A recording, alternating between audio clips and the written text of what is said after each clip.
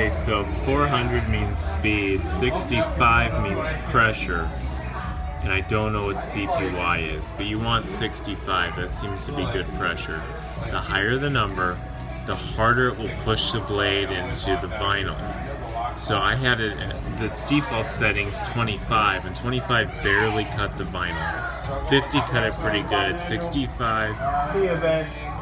65 seems to cut it nicely so it can easily be peeled out, but it won't cut through it. So to move the vinyl around, you have to hit pause. While it's on pause, you can pull it back or pull it forward, and you can move the blade around with the left and right. But then you have to hit origin to set the origin. Because if you pause it,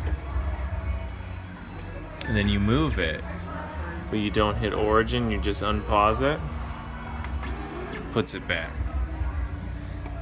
If it's in idle and you hit up or down, you'll change the speed. You hit left or right, you'll change the pressure. And it's sensitive.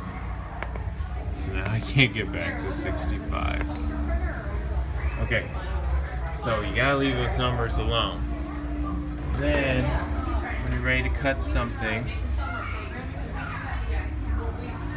you load it, and you hit this symbol, and then you want to tell it, first thing you want to do is say area test.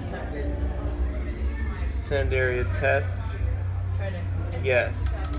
And it'll show you where it's going to cut, so you know you're lined up. Then you would hit cut now and proceed with cutting.